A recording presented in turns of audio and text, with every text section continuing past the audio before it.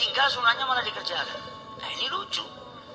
Ibarat dia pakai sabuk tapi nggak pakai celana. Mau dikencengin sampai perutnya nekuk jadi huruf apa? Jadi huruf U, nggak ada manfaatnya.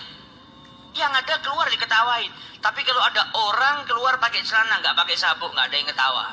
Tapi coba orang keluar pakai sabuk nggak pakai celana. Nah, ini tidak menempatkan pada tempat.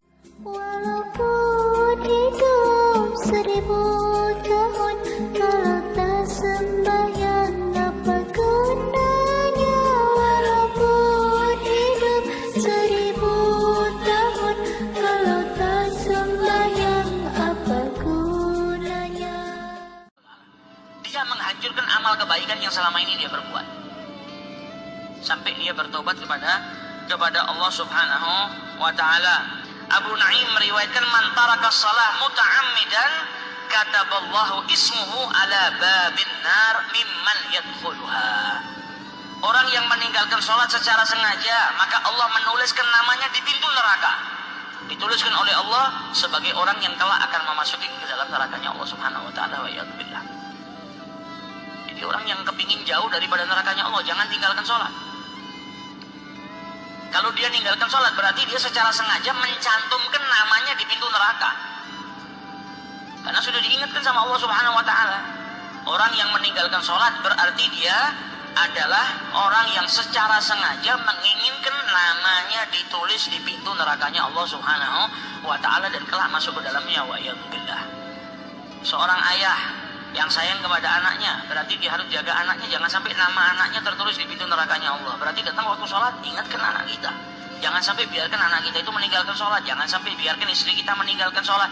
Jangan sampai kita biarkan keluarga kita meninggalkan sholat. Apapun itu, mau dalam keadaan dia sakit, bangunkan dengan lemah lembut. Bantu dia untuk melaksanakan sholat kalau sedang sakit. Mau dia capek tidurnya kemalaman, datang waktu subuh, bangunkan. Karena kalau kita nggak bangunkan dengan alasan kesian atau capek, kita kesian sama dia di dunia, tapi kita nggak kesian sama dia di akhirat. Kita membiarkan namanya tercantum di pintu nerakanya Allah Subhanahu wa taala, wa iyadzubillah. Justru yang sayang itu membangunkan, supaya apa? Lebih baik kau susah payah di dunia daripada kau mendapatkan siksa di nerakanya Allah Subhanahu wa taala, wa iyadzubillah. Dalam hadis Nabi SAW bersabda, man laqiyallahu wa huwa mudhayya'un lis-shalah. Barang siapa yang kelak berjumpa, berhadapan dengan Allah Subhanahu wa taala dan dia itu meninggalkan sholat-sholatnya semasa di dunia, banyak sholat yang dia tinggalkan. Lam ya'ba Allahu bi syai'in min hasanatihi, maka kebaikan-kebaikan yang lainnya itu tidak akan diberikan imbalan sama Allah. Karena apa? Sholat yang merupakan tolak ukurnya ini yang menjadi hati. Kalau baik, maka seluruh amalnya akan menjadi baik. Kalau rusak, seluruh amalnya akan menjadi rusak. Datang kepada Allah bawa banyak amal hasanat, tapi nggak bawa sholat. Sholatnya nggak dikerjakan. Nah ini hati-hati. Kita aja sebagai manusia kan kadang seperti itu. Ada orang sama kita mungkin ada perbuatan-perbuatan baik yang kecil-kecil, tapi saking banyaknya perbuatan maksiat yang dia lakukan besar, tiap hari nyakitin kita. Ini orang permisalan, pernah bunuh keluarga kita, pernah ngerampok rumah kita. Jadi pernahnya ini semuanya yang besar-besar. Tapi dia juga punya kebaikan, tapi kecil-kecil, tidak kelihatan akhirnya kebaikannya. Ketutupan dengan kejahatannya. Nah kalau ada orang punya amal hasanah, namun dia ninggalkan sholat. Sholat ini kan tolak ukurnya. Yang ditanya sama Allah pertama kali ketika kita wafat, sholat. Sholat yang menjadi tiang daripada agama.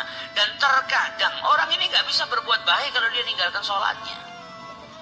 Bisa jadi perbuatan baiknya bukan lillahi ta'ala. Bisa jadi perbuatan baiknya ada embel-embelnya. Karena haknya Allah tidak dia tunaikan. Maka jangan sampai kita banyak berbuat baik tapi malah ninggalkan sholat. Kewajiban itu kan ibarat kita pakai celana. Amalan sunnah ibarat sabuknya, memperkuat daripada celana kita supaya tidak melotrok lah. Nah, tapi ada orang yang malah amal sunnahnya lempeng, sholatnya yang merupakan celananya nggak pernah digubris.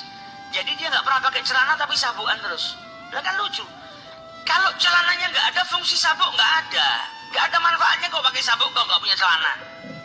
Tapi ketika engkau pakai celana, supaya amal wajib ini yang diibaratkan seperti celana, dari celananya nggak melotrok, amalan yang kau kerjakan ini nggak hilang, istiqomah kau butuh perekat, apa sunnah-sunnahnya kau kerjakan. Nah kalau wajibnya ditinggal, sunnahnya malah dikerjakan. Nah ini lucu. Ibarat dia pakai sabuk tapi nggak pakai celana, mau dikencengin sampai perutnya nekuk jadi huruf apa? Jadi huruf U, nggak ada manfaatnya. Yang ada keluar diketawain. Tapi kalau ada orang keluar pakai celana nggak pakai sabuk, nggak ada yang ketawa. Tapi coba orang keluar pakai sabuk nggak pakai celana. Nah, ini tidak menempatkan pada tempatnya. Jadi jangan sampai kita mengerjakan perbuatan baik daripada sunnah, tapi malah sholat atau kewajiban-kewajiban yang lain kita mudhiya. Bukan nggak ada manfaatnya. Orang beramal tuh pasti ada ganjarannya. Tapi jangan sampai kita salah menempatkan. Yang wajib harus kita terapkan pada diri kita, jangan sampai kita tinggalkan. Wa qala sallallahu alaihi wasallam, Nabi sallallahu alaihi wasallam bersabda, as-salatu imaduddin. Salat itu adalah tiang daripada agama. Faman tarakaha faqad hadamaddin. Barang siapa yang meninggalkan, tidak mengerjakan, sesungguhnya dia telah merobohkan agamanya. Rukun Islam ibaratnya sebagai tiang. Salat puncaknya. Tiang. Nah kalau ada rumah, tiangnya kita robohkan, bangunannya akan roboh.